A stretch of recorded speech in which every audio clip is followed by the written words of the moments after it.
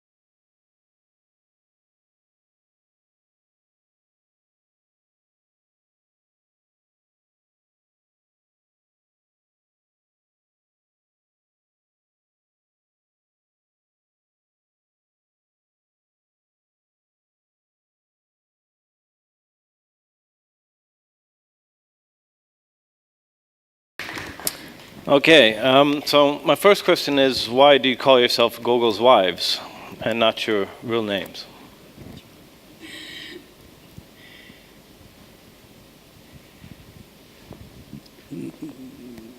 I can speak Russian. Yes. Yeah, you can speak and they'll translate. Yeah. Это, очень вкусно для филологов. То есть это филологическая штучка, больше ничего. This is a philological decision. It's very delicious in Russian word interpretation. There's nothing else to it. And how many people are in the film collective? It's more than you two, yeah? Ну да. Yes, that's right. Before this film, have you made any other films? Мы давно уже снимаем, и у нас есть разные фильмы. Есть фильм про людей, которые вышли из комы. We've been shooting for a while now. We have many different films. We have a film about people who battled the coma and came out of it. У нас есть фильм про норвежскую тюрьму Бастой. We have a film about Norway's prison Bostøy. Bostøy. Есть фильм про другие политические акции в России. Например, фильм про одну из акций группы «Война». We also have many films about other political actions in Russia. One of those is «Война», which is war.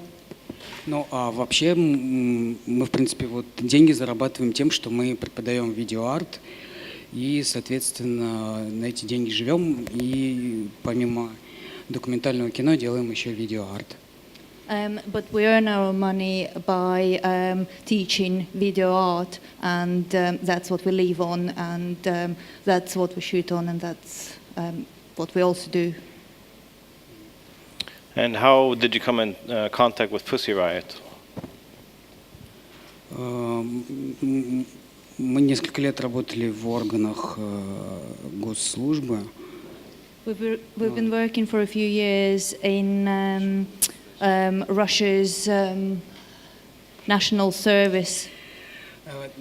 Нет, нам просто сказали, что эту шутку никто не поймет, и вы правда ее не понимаете. Но Okay, this was a joke, and we were told that nobody will understand it, and clearly nobody did.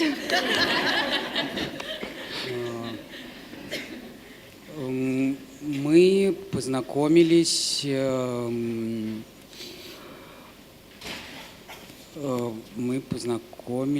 Это вообще сложный вопрос, где мы познакомились. It's a very difficult question. We've met. It's hard to remember. Но есть в Москве несколько людей, которые работают в духе ситуационистов. In Moscow, there are a few people who work in spirit of situationism.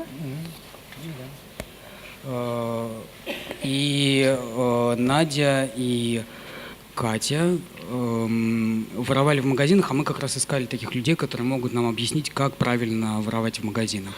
Nadia and Katya were stealing from the shops, and we were just in the process of searching for people who could explain to us how to do it right. Но это как бы, у вас тут такой мощный капитализм, что, конечно, не сравнить с Россией. Но в России это как бы художественная акция, плюс борьба с системой капитализма. Here in Sweden, the capitalistic movement is very strong, so it's different. In Russia, it's more like a creative art and a fight against capitalist movement. Но познакомились мы в супермаркете. But we met at the supermarket. But you're part of the same art scene or the political art scene in Moscow.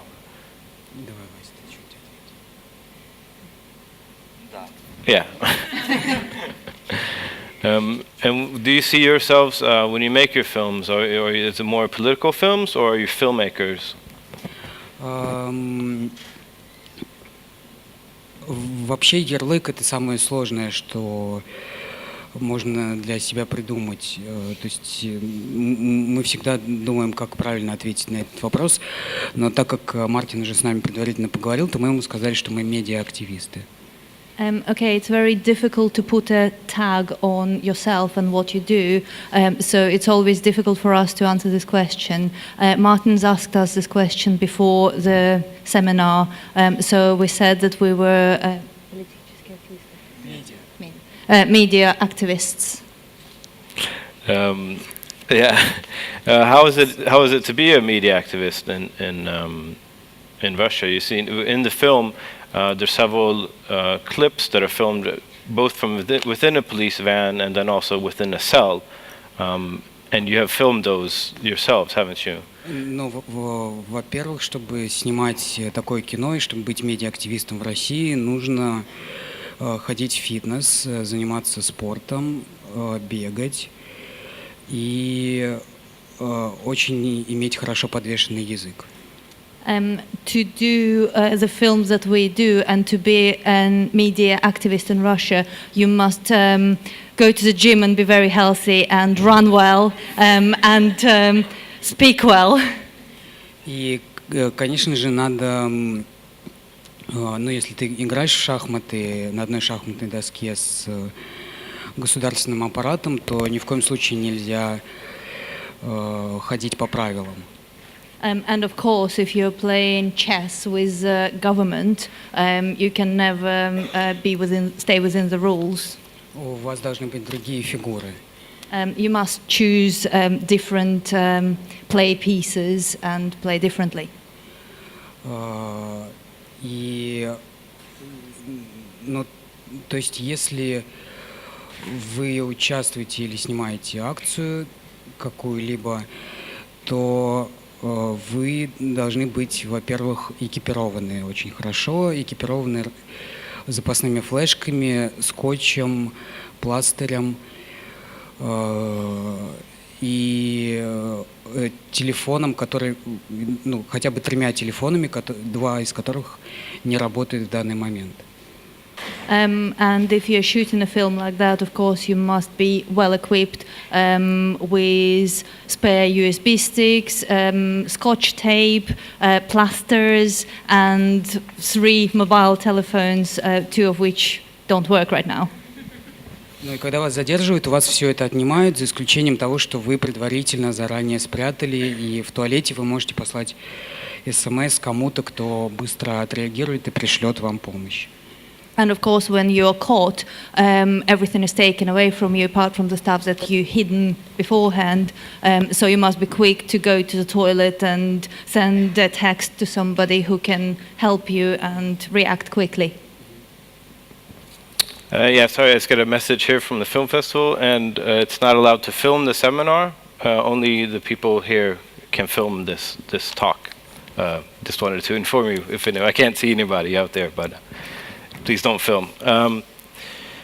Now, but have you actually been arrested when you're making film? You told me earlier that you've been arrested for filming. Ну да. Так, в общем-то, после каждой акции, которую мы снимали, мы были задержаны. Yes, we've been held after every single action that we've been shooting. Год назад, после одной из акций в поддержку группы, уже когда они были в тюрьме, я тоже был посажен в тюрьму на несколько дней. A year ago, when we were shooting part of the action to support the group while they were already imprisoned, I was also held and sat in prison for a few days. Вот так. That's it. And do you think other political filmmakers in Russia, do you think they're afraid to make films because of the state repression?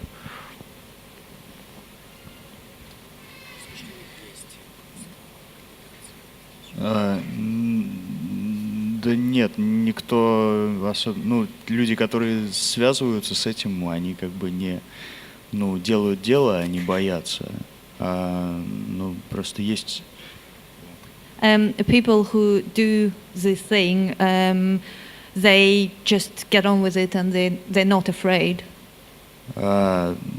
Есть просто разные. Есть там журналисты, у которых хотя бы есть там аккредитация прессы, но, как показывает последняя практика в России, это тоже не залог от тюремного срока. Of course, everybody has different approach, and if journalists have the press accreditation, which could help them, in the past it's been seen that even that won't necessarily save you from going to prison. Как недавно было с нашим другом Денисом Синяковым, который был на судне Arctic Sunrise гринписовском.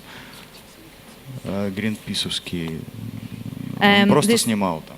This happened to one of our friends, Denis Sinikov, who was recently at the Greenpeace rally on Arctic Sunrise. On the Arctic Sunrise.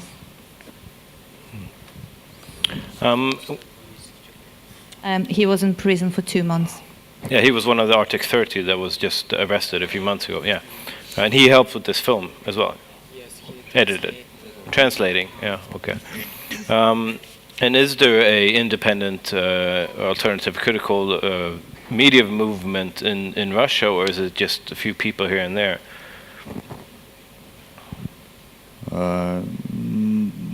Ну да, скорее это разрозненные какие-то группы и люди. Yes, it's more ununified, just people and clusters.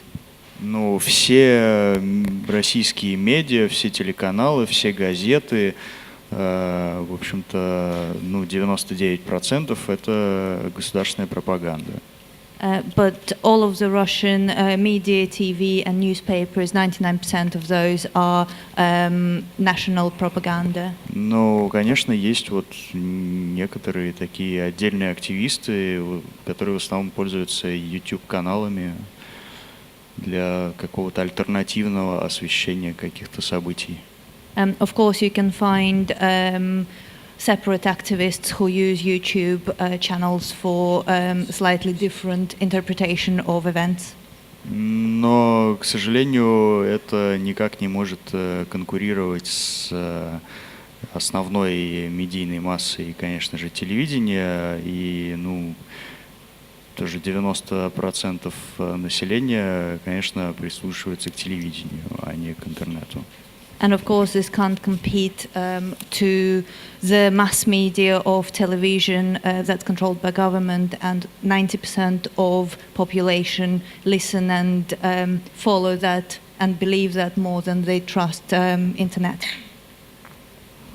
When you started making this film, did you have a plan? Did you have a script, or did you know what you were going to do and where it was going to end up?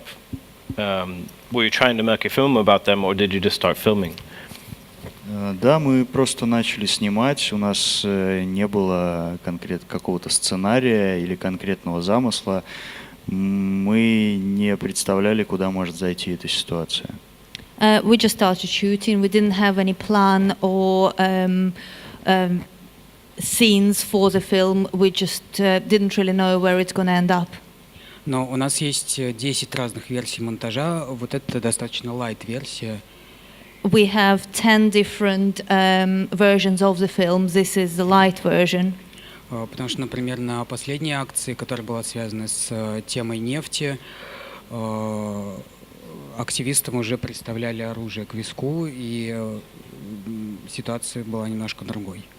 One of the last actions about the oil situation had people with guns put to their heads, so the situation was slightly different to what you see now. Но вот такие моменты мы пока не включали в фильм, и исходя из просто безопасности наших друзей. We have not included moments like this in the film just because of the safety of our friends. Но вообще снимать такое кино это дико весело. But to shoot a film like that is extremely fun. What was the most difficult thing about making the movie?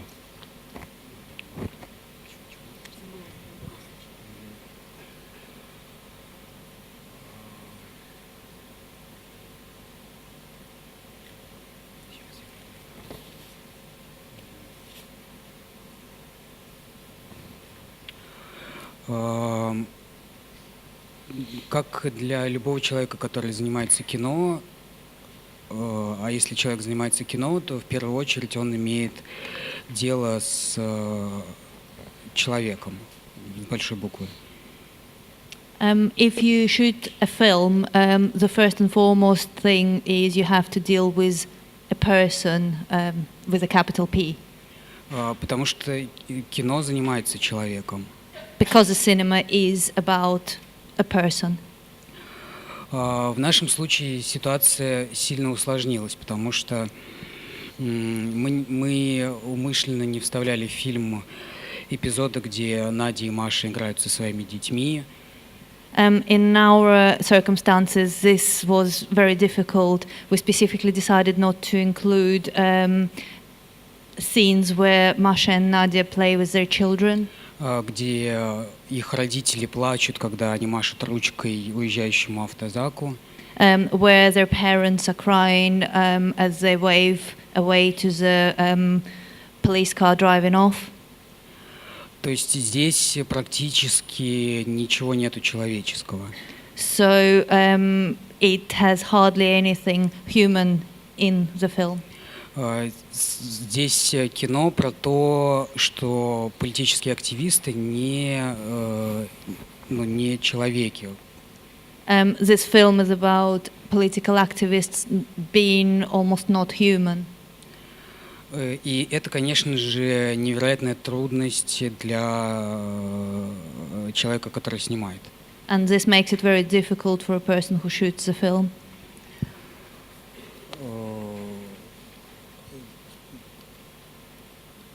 И мы как бы очень много над этим вопросом думали, потому что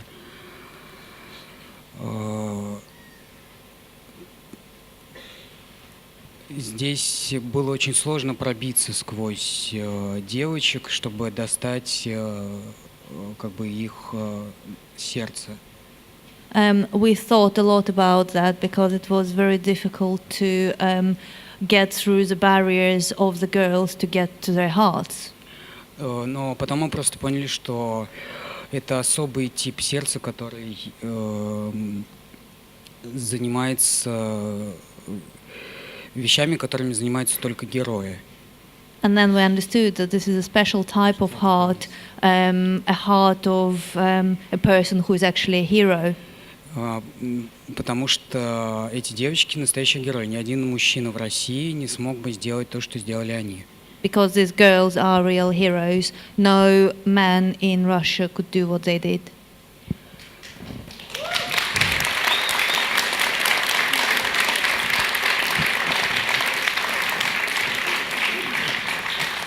Now, in the scene we watched, it was the action in the cathedral that they were later arrested. A couple of weeks later, they were picked up and arrested for this, and then they received 2 years in a penal colony. Or one of the girls only got 6 months, but or it was reversed. Why was this such a provocative action, and why were they punished so severely for something where you see it lasts for 1 minute? It's not, it doesn't seem to be very dangerous. Action.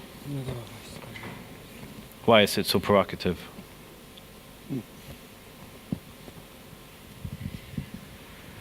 Ну, наверное, так, потому что наш президент, наше правительство пытаются внедрить некую такую консервативную идеологию на основе православия, на основе православной религии в России. I think that probably because our president and our government are trying to infiltrate a special ideology based on Eastern Orthodox Church. Мы видим по всем телевизионным каналам президента Путина, стоящего в этом как бы считающийся главным храмом страны, со свечкой на каких-то службах. То есть как бы это такое очень символическое место. Это, да. We can often see a president standing in the cathedral, which is considered the main cathedral for Russia, with a candle at the service. It's a very symbolic place. Это картинка, которая транслируется всеми масс-медиа вот этими государствами. It's pictures that's pushed onto people with the mass media, with television. И, в общем-то, этот храм, он олицетворяет такое слияние каких-то больших олигархических денег просто с властью в России. Вот. Об этом говорит, кстати, Петя в фильме, ну, неважно. This cathedral stands for a blend of a huge money and huge power in Russia. И поэтому это такая, ну, ключевая точка, в которой сходятся многие, как бы, ну, неважно. И поэтому выступление именно в этом месте, оно, конечно, видимо, явилось таким болезненным ударом для вот этой вот системы, слитой, как бы, религии, власти и денег. This is why this is such a key place, and the act held in this key place was such a painful hit for the system of collaboration of money, beliefs and power. То есть вот эта власть, она пытается как бы сакрализировать себя через религию. И именно в эту точку своей акции как бы ударили Pussy Riot, спев в этом главном храме «Богородица, Путина прогони». So the power is trying to almost become religious by being associated with the cathedral, which is why Pussy Riot hit so hard by singing in the cathedral.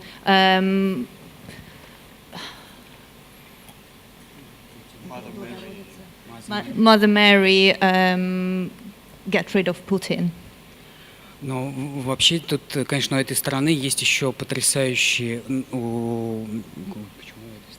тут есть еще потрясающие вещи, связанные с этой темой. Например, в России есть храм, в котором есть икона Путина, и периодически эта икона мироточит. Ну, то есть у Путина из глаз льется вода.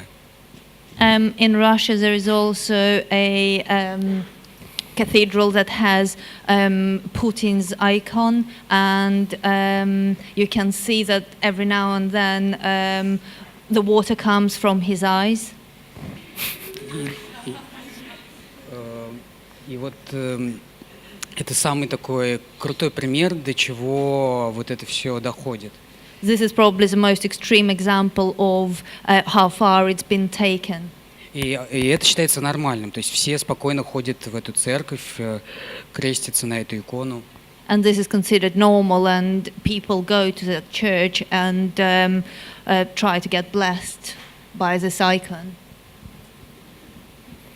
Was this, for Pussy Riot then, was this their big action? Did they think this was going to be a really big action, or was it, because they've done several actions beforehand and maybe had planned others, did they know that it was going to become such a big thing? Ну да, они не ожидали, что будет такая огромная реакция, и это была лишь одна из акций в череде акций, то есть предполагались следующие какие-то вещи. No, they didn't actually expect for it to be such a big, to have such a big reaction. This was just one of the things that they've done, and they were planning more actions to be done. And then, because it was 2 weeks afterwards that they were actually arrested, they were just thrown out of the church, and then they were arrested. Was that because the video on the internet went viral on YouTube, or? why were they arrested a couple weeks later? Ну да, конечно же, когда они просто были в храме, их просто поймали и вывели охранники оттуда и отпустили на все 4 стороны. Yes, of course. When they were in the cathedral, they were just caught by the guards and let out outside. То есть никого это не задело так сильно, как об этом потом говорилось. Nobody was really touched or hurt as much as it was spoken about later. Естественно, вся эта реакция на тот клип, на этот медиапродукт, который потом появился в интернете.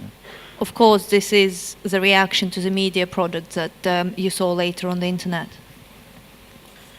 And is this a tactic from them to have the balaclavas and the clothes that they have? It's very media savvy in a way. Were they aware that this could be like an international media, success that would spread to the West? And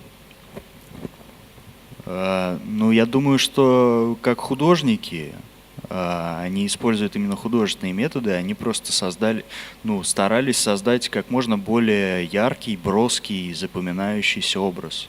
I think as artists, they were trying to create the most bright, memorable and strong image. Но тут, конечно, надо сказать про вторую волну феминизма и про ориентацию группы Pussy Riot на нее.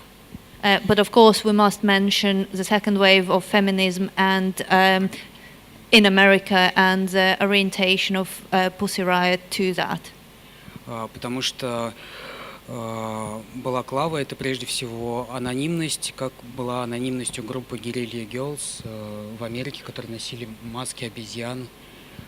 Of course, balaclavas are for anonymity, a similar principle that was used in America by guerrilla girls who used chimp masks.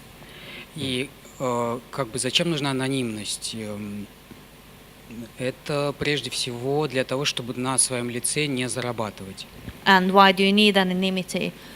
First of all, it's so that you don't earn money by your face. И поэтому никто в группе Pussy Riot себя не называл, и срывание масок было вынужденным. Which is why nobody had any names or was referred to as somebody within Pussy Riot, and taking off the balaclavas was not voluntary. Это все для того, чтобы не участвовать в системе капитализма. All of this was done so not to be part of capitalistic system. Другой вопрос то, что теперь сама балаклава участвует в системе капитализма. The other question, though, is that the balaclava itself now a part of capitalistic system. Вот с этим непонятно, что делать. It's not really clear what to do with that. And when did you decide to make a film out of the whole thing? Was that when they were arrested, or when in the process did you say that you're gonna cut this together to a film?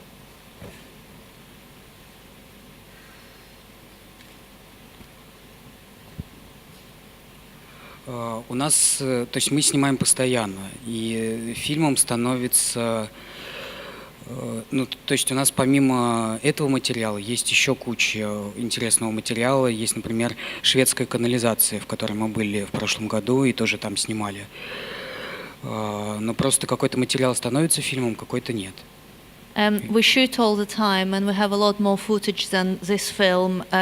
For example, we have footage of Swedish sewer systems, which we shot last year, but some footage becomes films and some doesn't. Скажи, когда мы решили снимать? Почему мы решили? И поэтому как бы решение о том, будет ли фильм про Pussy Riot, это мог показать только материал. So the decision whether Pussy Riot will become a film or not could only be made taking into consideration the footage that we shot. Ну, потому что про шведскую канализацию мы выложили только фотографию в интернет, а фильма не получилось. Unfortunately, the footage from the Swedish sewer only went on the internet as photographs. We couldn't really make a film out of it. And now, just 1 month ago, the final 2 members who were imprisoned, Nadia and Maria from Pussy Riot, were pardoned and released. Why do you think they were pardoned now, and what do you think about Putin's pardon of them and other political prisoners?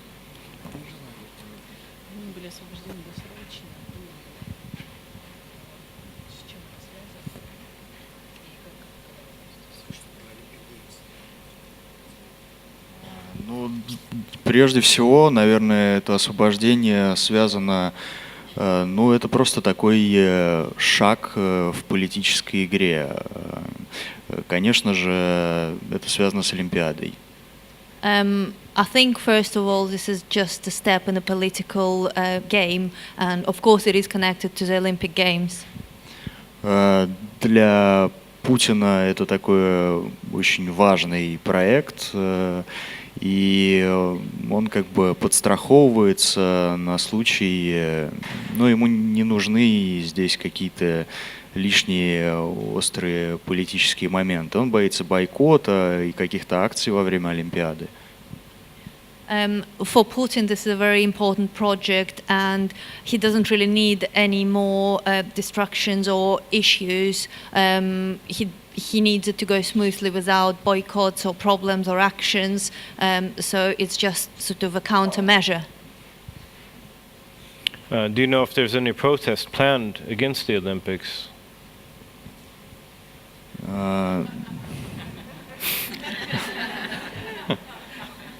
No. No.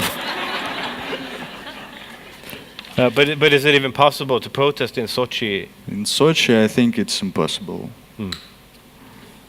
I think it's very hard.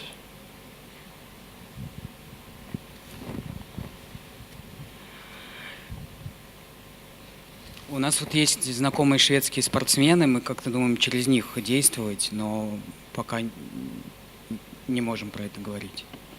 We know somebody who is a Swedish athlete, and we think that there might be a possibility to do something with them, but we can't really talk about this right now.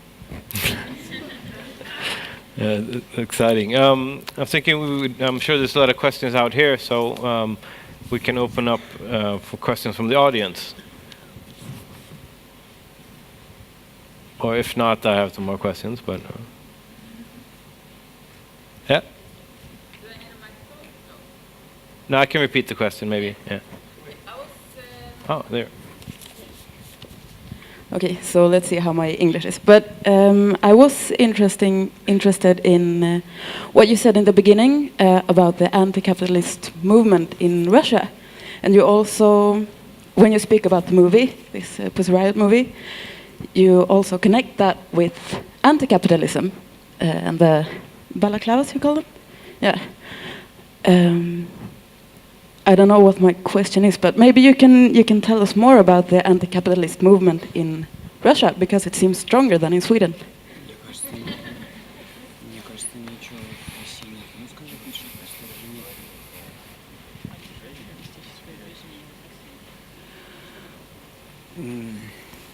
Сейчас.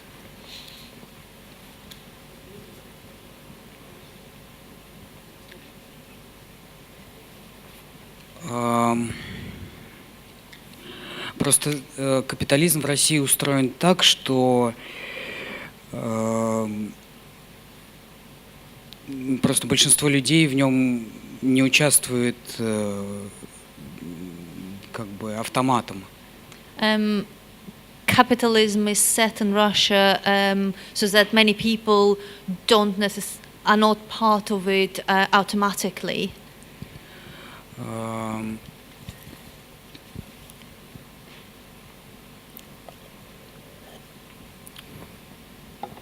Вот есть, например, вот если говорить о бездомных в России. For example, if we talk about homeless people in Russia. Как выглядит бездомный человек в России? Допустим, инвалид. У него есть сворованная старая машина, на которой он ездит за водкой. For example, what does a homeless person look like in Russia? Somebody who is veteran of war. For example, he has an old car and he uses that car to go and buy some vodka. Это я просто рассказываю конкретную историю про конкретного человека. This is a true story about a specific person. И у этого человека нету ног, и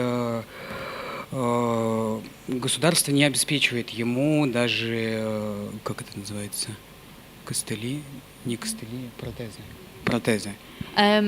This person has no legs, and the government does not support him with any prosthetics or any sort of walking help. И поэтому этот человек делает себе протезы сам из коробки. То есть он берет коробку и привязывает ее скотчем к ногам, и с помощью... то есть он прям реально скотчем привязывает гофрокартон к остатку своих ног, и этим гофрокартоном управляет этим ворованным автомобилем. So this person makes his own legs using the gopher boxes, and he sellotapes those boxes to his stumps, and that's how he uses his legs to drive his car. И просто и так примерно живет вся неолигархическая часть России.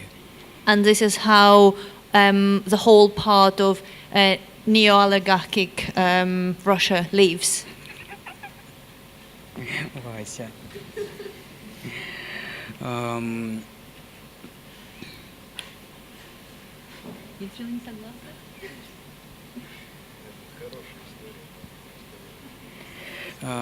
If we can show some video, we can. Если мы могли показать видео про это, да. Просто мы не можем показывать это видео. Я могу рассказать про него. Это ладно, не надо.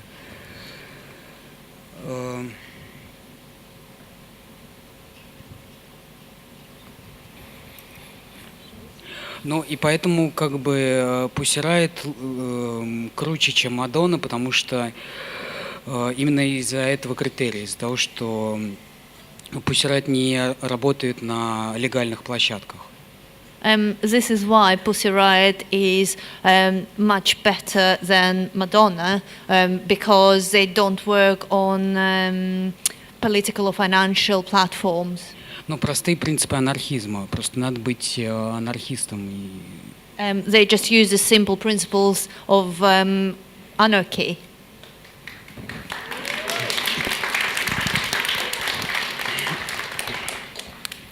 So what would you say is the state of the oppositional movement in Russia today? A few years ago there was a lot of demonstrations, and it seems to be a kind of ebb and flow in the resistance.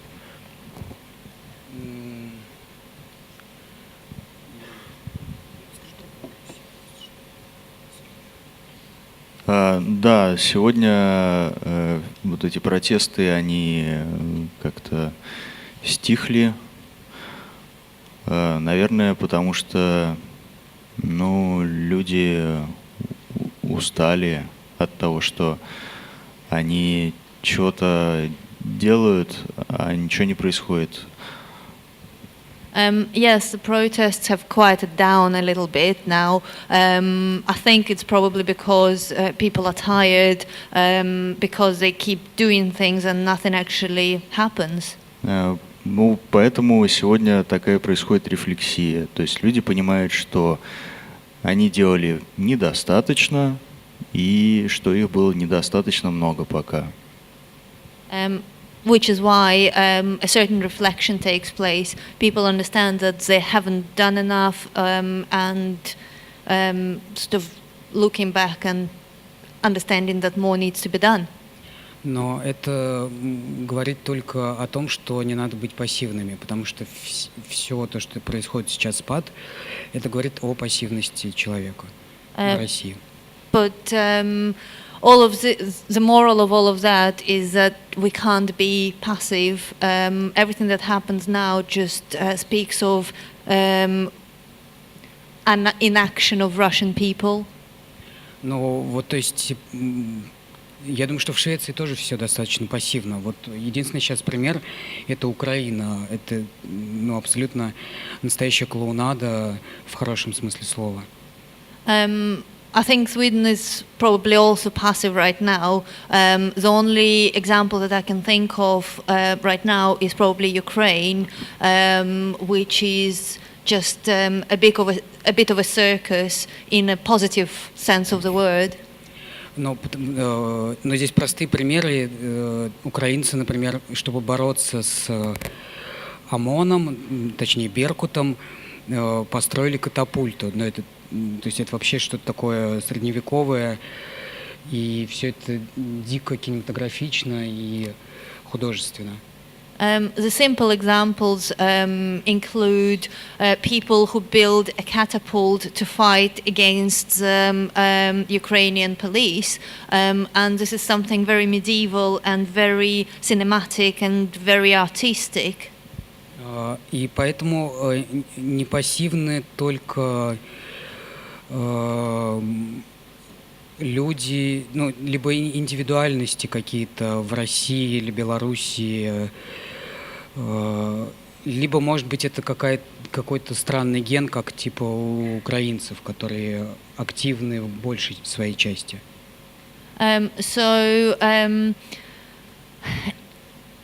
Impassive are only people in their single numbers, not as a mass. It's only a special gene that Ukraine has, where the majority of people seem to be quite active.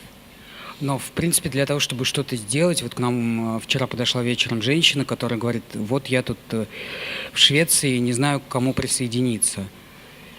We were talking to a lady yesterday who approached us, and she was saying that she doesn't know who to join. И как бы, а здесь не надо никому присоединяться. Ты тот самый человек, который может что-то сделать. But you don't need to join anybody. Here you are a person who can do something. Даже если, допустим, у тебя все в порядке, и тебя никто не ущемляет, и твои права соблюдаются, можно помогать другим людям. Even if everything is fine with you and your rights are protected and your life is good, you can still be helping other people. Можно помогать мигрантам, можно помогать слепым людям. You can help immigrants or blind people. И здесь надо только выбрать медиа, в котором ты будешь работать. Это будут стихи, транспаранты, инсталляции, кино или спектакли.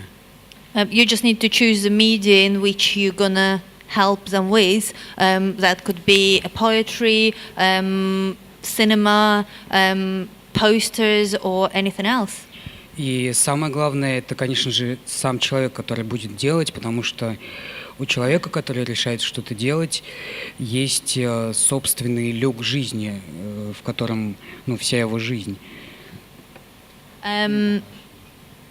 And of course, the person itself is very important because that person has the baggage of their own life, and that's what's important for this.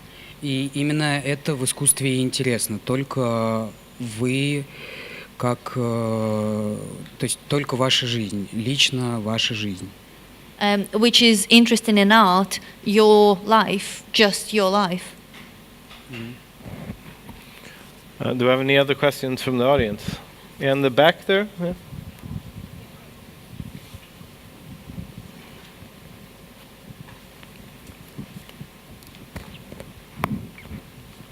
What do you think about the Femen movement? Are they just seeking clicks on the internet, or how does that struggle? What do you think about that struggle? Мы очень уважительно относимся к Фемен, я думаю. We respect it very, very much. Мы, конечно, видели фильм про Фемен, но как бы он имеет некую неоднозначность, потому что там в этом фильме находится мужчина. We've seen the film about Femen. Of course, it's got a little controversy having a man in it. Но это все не так важно. То есть важно то, что они вот как раз та часть с хорошим украинским геном. But that's not really important. The important part is that good Ukrainian gene. Нет, ну они, конечно, молодцы, то есть супер. They are fantastic. Но тут есть, конечно, некие вопросы, может быть, морали, но это все как бы не имеет отношения к тому, все-таки, что они делают. Of course, there can be some questions of moral, but it does not really relate to what they actually do. Another question here. Okay, hi. I saw your film before and I was deeply touched. It's not. I don't have a clear question. I'm just full of movements and emotions from the film and from what you're saying. And maybe I'd like to connect with the capitalistic system you were talking about. And although I saw your film, I still don't know how it is to live in Russia. I live in Sweden. I've been living in many different countries, but not in Russia. But yet I can see oppression everywhere, differently. And I think it might be part of the same capitalistic system. We're on another side. We're living other consequences, I suppose, of the same system. And therefore, I think I'd like to know how it is to live in Russia. What are the consequences you see of capitalism? And maybe, as this is an international meeting and festival, maybe getting to know your reality, your story, your history, and your perspectives of how it is to live in that system. Maybe we could feel part of that by understanding that certain things are similar to what we live, just differently. We have other opportunities or freedom of speech, and so to say, but still we're part of the same system. And I would like to know more about how you live in Russia.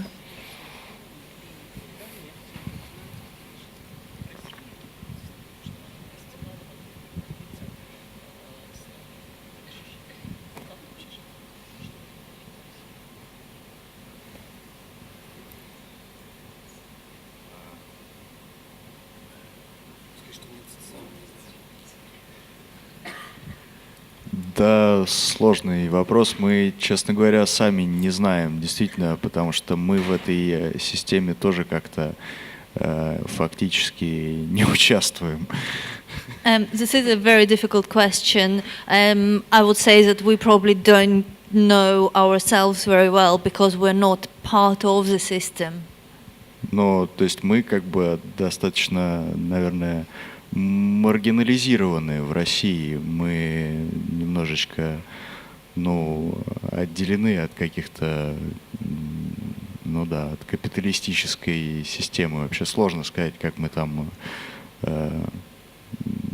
живем. It's very difficult because we, to a certain extent, we are almost marginalized in Russia and separated from the capitalistic system. So it's very hard to explain how we live there. Ну вот у нас есть такая шутка, что обязательно те, кто получил 3 образования, это очень хорошо для того, чтобы, когда ты работаешь охранником, разгадывать кроссворды. We have a joke, if it's very good to have 3 different university diplomas, because then when you work as a security person, you can do the crosswords well.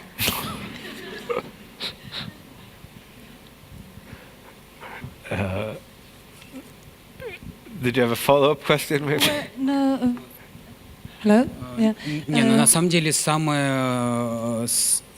как только ты вписываешься в систему, отлично работает тюремная система. То есть если ты туда попадаешь, то ты туда обязательно попадешь еще раз, потому что каждый второй попадает обратно. То есть если ты в системе, все отлично. The prison system works well in Russia out of all the systems. So if you've been to prison once, then it's 50% chance that you will probably be again. And once you're in the system... Sorry, 50%, statistically it's 50% that you will be in prison again. And the system, once you're part of the system, you're always part of the system. Ну, то есть, если ты как бы выбираешь жить в тюремной системе, то она тебя будет обеспечивать постоянно. So, for example, if you choose to be in a prison system, then it will support you forever. Но для этого надо просто украсть картошку или там хлеб, и все, и на несколько лет ты будешь обеспечен. And all you need to start is just to steal some potatoes or bread, and then for the few years going forward, you'll be looked after. Yeah. Any other questions? Yeah, I'm wondering, because of this, that it have been illegal again to be homosexual in Russia. I wonder how it is, if you could give a picture of how it is to be homosexual in Russia.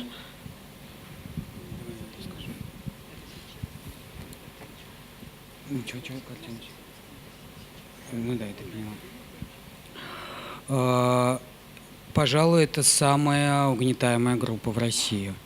I think it is the most repressed group in Russia. Это все сообщество ЛГБТКИ, это люди, которых убивают. The whole, all the people who belong to GBLT are people who can be killed. И это как бы не шутка.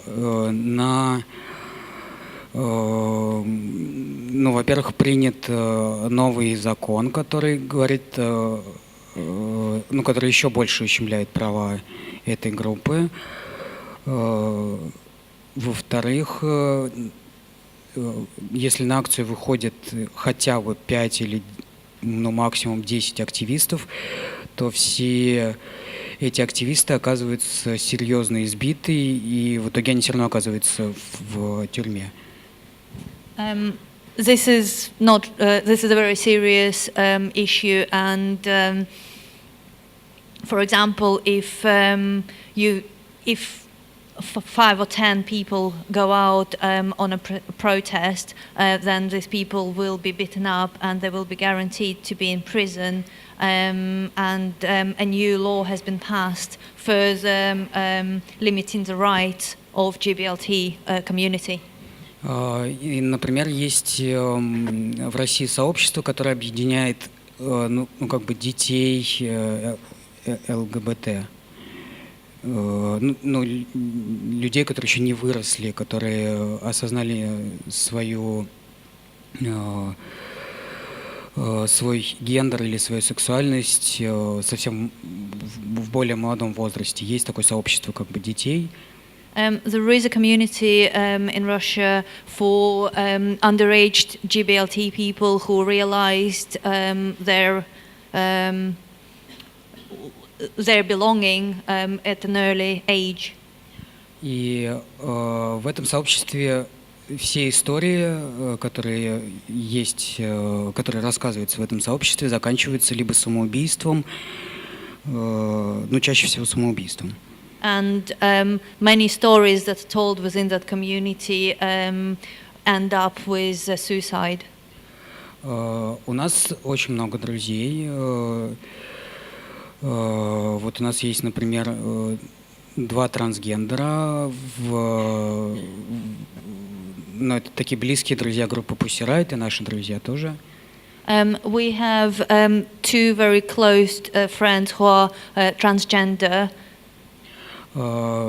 Этих людей выгоняют с работы, они работают дома в интернете.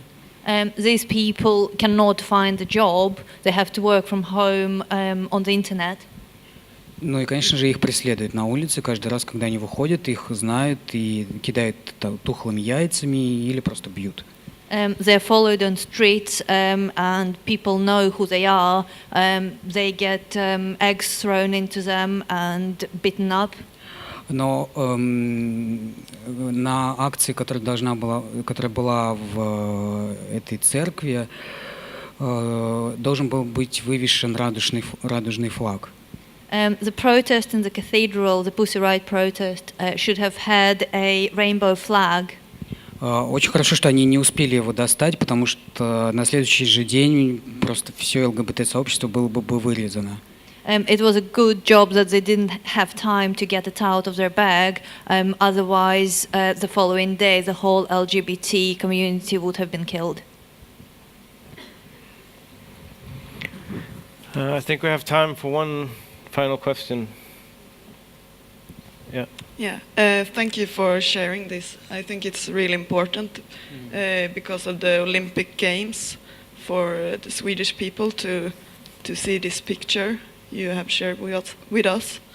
But I'm also wondering how the Swedish activists people can help out the Russian activists. What can we do?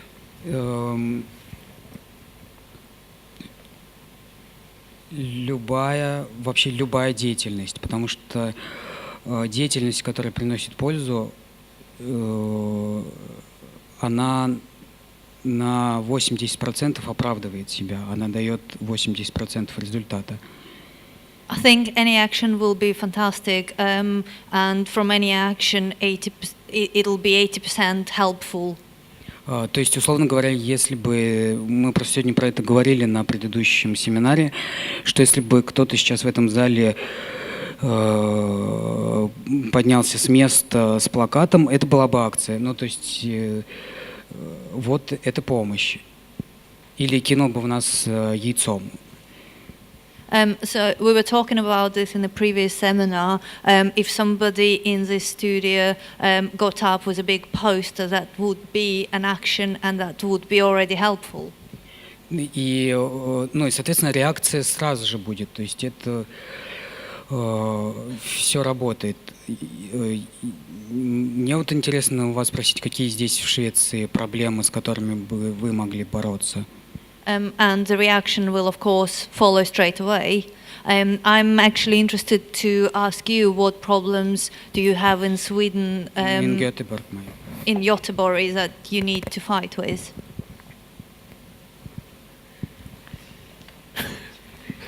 Maybe you could discuss afterwards. I think we have to wrap up. Do we have time for any more questions? Maybe one more. I don't see anybody waving. One more question? Yeah. In the back there? Yeah.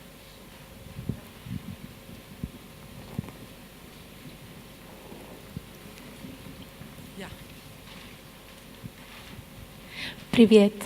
Меня как зовут Мию? Sorry, I'm not good at Russian, but I'd like to say something. Hello. So, I'm a teacher in Kvinnofolkhögskolan, which is a feminist school here in Gothenburg, one of a few in the world. And I'm sorry to say this in front of everybody, but I so like to invite you to come to the school if you have any chance this week, and we will be very glad to discuss political questions with you and activism in Sweden. And and I am a teacher in film activism with a feminist team or whatever you could say. Yeah, so that's one thing, and I'm very sorry to say that or very glad as well, but you know, your movie is totally sold out, so I couldn't get any tickets for my students, And we are so sad because of this, and now we wonder where we can find the download link. Can you provide us one? Because the Gothenburg International Film Festival wouldn't give us one. Yes, of course. Even though they have an activist kind of theme. No problem.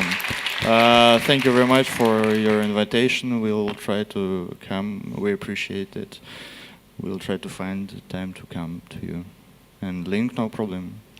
Oh, we'd love to. We'll give you a DVD right now. A DVD disc. Yeah? Okay? Okay. Okay, well, I think we've run out of time, unfortunately, but I'd really like to thank you for being here and for showing your film, and thank you, everyone, for coming.